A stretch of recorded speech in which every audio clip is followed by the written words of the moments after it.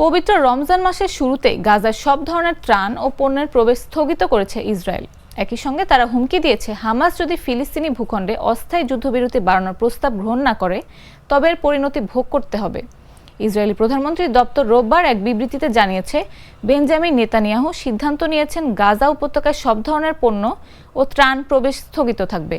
বিবৃতিতে আরও বলা হয়, জিম্মিদের মুক্তি ছাড়া কোনো যুদ্ধবিরতি মেনে নেবে না ইসরায়েল। হামাস যদি তাদের অবস্থানে অনড় থাকে তবে আরও পরিণতি ভোগ করতে হবে। ইসরায়েলের এই পদক্ষেপে নিন্দা জানিয়ে এক যুদ্ধাপরাধ হিসেবে আখ্যা দিয়েছে হামাস। ফিলিস্তিনি প্রতিরোধ গোষ্ঠীটি বলেছে, এটি উভয় পক্ষের মধ্যে হওয়া যুদ্ধবিরতি চুক্তির শর্ত লঙ্ঘন করছে, যার প্রথম ৪২ দিন ব্যাপী ধাপ সম্প্রতি শেষ হয়েছে।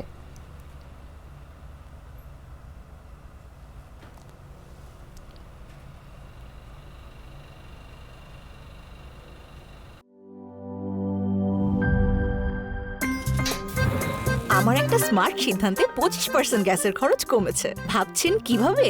সাধারণ গ্যাস স্টোভ বদলে আমি এনেছি আরএফএল গ্যাস স্টোভ। এর সাইন্টিফিক নজল ও ব্রাস বার্নার ক্যাপ সমানভাবে তাপ ছড়িয়ে রান্না করে দ্রুত, তাই গ্যাসও বাঁচায় 25%, টাকাও বাঁচে 25%। আরএফএল গ্যাস স্টোভ নিরাপদ ও গ্যাস সাশ্রয়ী।